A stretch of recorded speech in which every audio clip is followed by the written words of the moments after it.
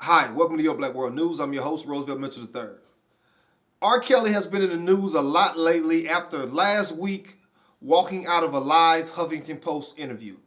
R. Kelly seemed to get irritated and upset when the interviewer, a young lady, asked him about having a healthy relationship with sex pertaining to his music, and that's all that he sings about. R. Kelly abruptly got defensive and said things such as, "This is not a deposition. Do you know what a deposition is? I didn't come here for this, and I'm here having fun in New York. I put together a great album," and yada, yada, yada. And then he ultimately got up and left the set. A couple of days ago, Huffington Post created a list of the gross allegations of R. Kelly, his allegations against the minors and children that he was alleged to have had sexual encounters with. I created a video based on the Huffington Post interview and how R. Kelly walked out, and I posted it on my Facebook page, and the responses that I got were interesting, even to the point that one guy stated that R. Kelly was ambushed. He felt that R. Kelly was ambushed in the interview about the healthy sex relationship question or what have you, and that R. Kelly should have pissed on her. I was like, whoa, and this come from a male, an older male, who has children. So I'm like, wow, really?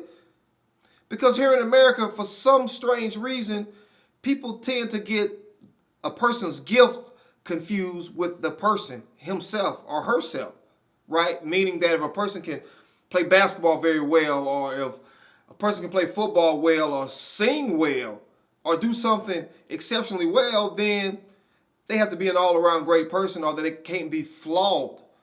And that's certainly not the case.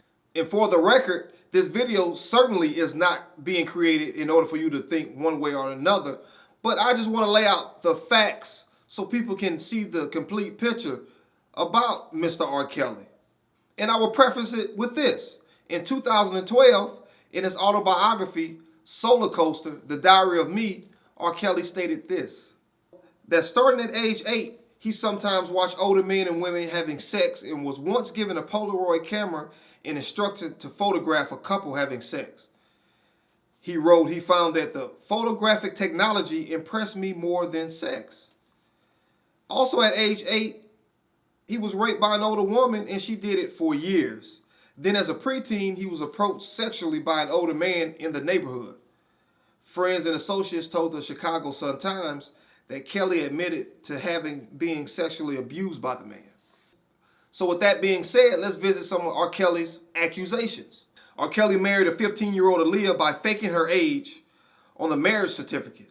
He met her when she was 12 in 1991, produced her album at 15, then married her.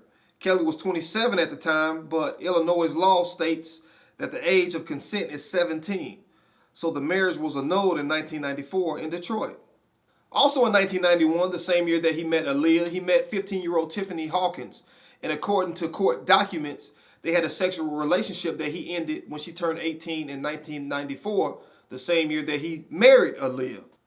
She stated that R. Kelly encouraged her to have group sex with him and other underage girls, which also includes her 14-year-old friend, who was included in the lawsuit as a witness, stating that he was having sex with her, the 14-year-old, and groping Tiffany Hawkins while he was having sex with her. The suit was settled for $250,000 and was given a gag order to where her or the family could not talk about it with the media. In 2002, Patrice Jones sued R. Kelly, alleging that he picked her up on the night of her prom, impregnated her, and coerced her and paid for her to have an abortion. In 2001, Tracy Sampson claimed that he had a sexual relationship with her when she was a 17-year-old intern. And she wrote in her lawsuit, "I was coerced into receiving oral sex from a girl I did not want to have sex with. I was often treated as his personal sex object and cast aside." Also in 2001, an anonymous person sent the first sex tape of R. Kelly to the Chicago Sun-Times. In 2002, a second sex tape was sent anonymous to Chicago Sun-Times that R. Kelly was having sex with an underage girl and he urinated on her. The girl's aunt identified her in the video and stated at the time of the video the girl had to be 14 years old. Kelly was indicted that year on 21 felony charges of having sex with a minor and child pornography. And what also hit the fan was the 14-year-old girl in that sex tape was found out to be R. Kelly's goddaughter. And her friend testified that the video took place the summer after their 8th grade year. A fourth woman, Montina Woods, sued Kelly in 2002, claiming he videotaped them having sex without her knowledge or permission. In June 2002, police found various photographs of R. Kelly engaging in sexual activity with underage girls.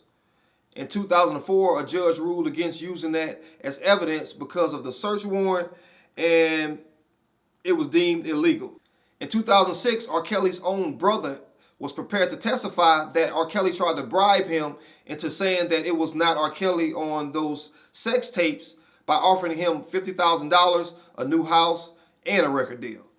In 2008, a woman named Lisa Van Allen testified that she had a threesome with R. Kelly and the young girl that was in the videotape.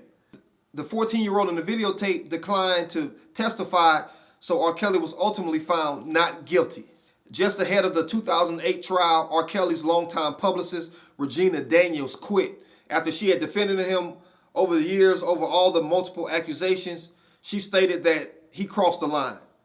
Well, upon further knowledge, her husband actually stated that R. Kelly began dating Regina Daniels' 21-year-old daughter after R. Kelly had been knowing her since she was 7 years old. So with all of those accusations juxtaposed to what R. Kelly wrote in his autobiography, even though he was found not guilty, was there some guilt there? Could there have been some guilt there? Could R. Kelly had done those things but gotten out of it? I would love to hear what you think about this, so please leave a comment in the section below. And until next time, my friends, be blessed and be encouraged.